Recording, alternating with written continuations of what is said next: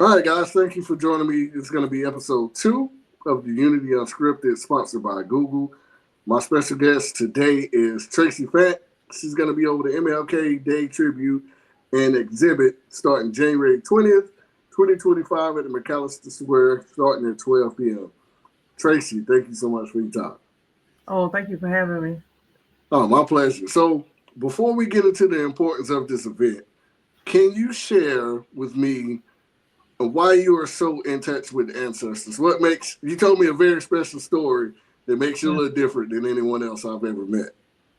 Oh yeah, most def. I grew up in Detroit, Michigan, and I had the awesome opportunity meeting several civil rights leaders. In fact, the pastor of my church was Reverend Dr. Benjamin L. Hooks, who was at the time the president of the national NAACP, so nationwide. And so he would take us out and literally teach us about serving the people. And so activism was kind of like embedded in me from then, as a small child.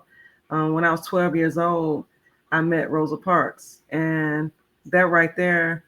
Now that I think about that meeting and the impact that it had over my life, what I didn't realize at 12 years old, I definitely realize now. The people who you come in contact with, who speak things into your life, are truly those who help mold you and who helped mold your existence. And just thinking back, sitting on the floor, sitting at her feet, and hearing her talk about the civil rights movement, Dr. King, Medgar Evers, so many others who led the way and who basically got us to where we are today. Um, Knowing that right there, although at the time, like I said, at 12 years old, I didn't know that it was going to impact my life in any way, shape, form, or fashion. However, seeing what I do in the community, I totally get it. I get why God connected all those dots for me. Reverend Dr. Benjamin L. Hooks being my pastor, Coleman A. Young being the mayor, but then also being close to my family, close enough as to where, when they would have events, I was able to attend a few things and be in his presence. And then, of course, meeting Rosa Parks, who is the closest thing to meeting Dr. Martin Luther King Mm-hmm. Jr. She was there. Everybody knows about the bus boycott, and so many other phenomenal things that she did.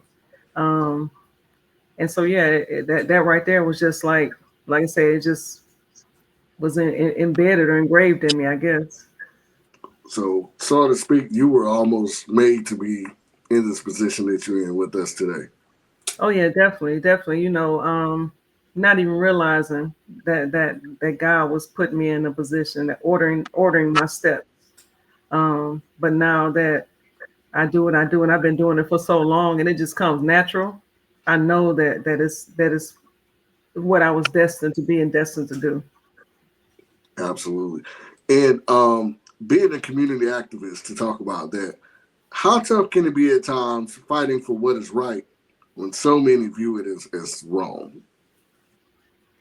Well, I guess in the beginning it was difficult, but I'm not a people pleaser, Mm-hmm. and so it just got to the point as to where if it's right, it's right. If it's wrong, it's wrong, and that's how I've always been. Like all my life, I've always been that person. If it's something's right, okay, cool. But if it's wrong, no, let's talk about this thing. Let's figure it out, and then let's move forward. And so the naysayers, they're going to be there. Everybody's not going to share the same beliefs. Everybody's not going to share the same opinions. Everybody's not going to share the same heart mindset.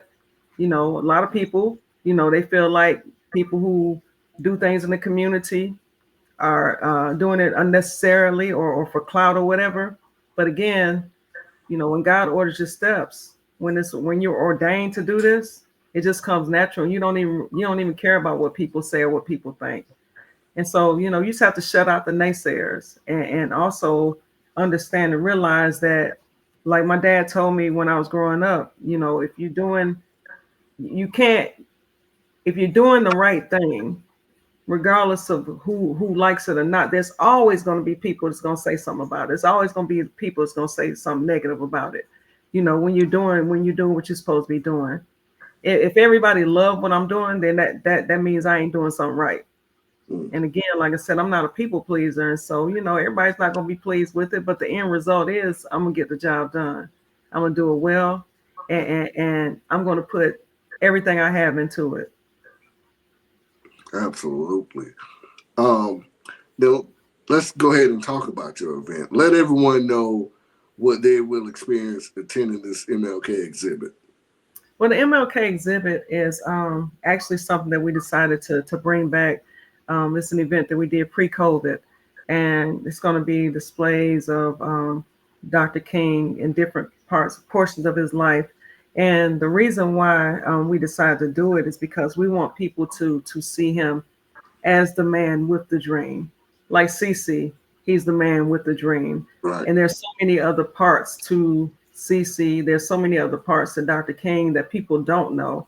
And so in order for us to show people that outside of the I have a dream speech, to see his life, his life, we want to put it on display for everyone and just make it a beautiful event.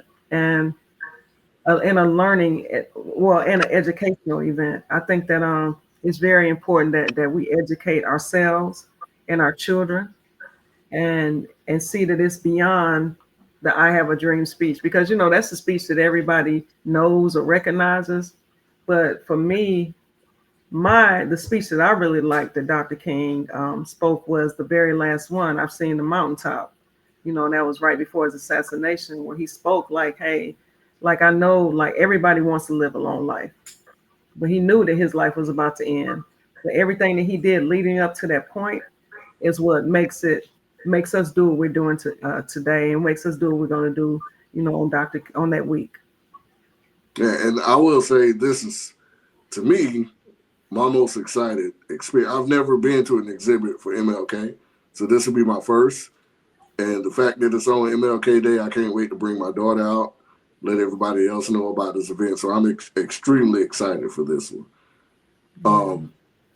Lastly, if you could talk about the importance of unity and how this exhibit will help unify the community. Wow, that's a hard one right there. I mean, unity, of course, is important, and it's very relevant, especially in this day and time. We have so many things going on in the political world, in the religious world.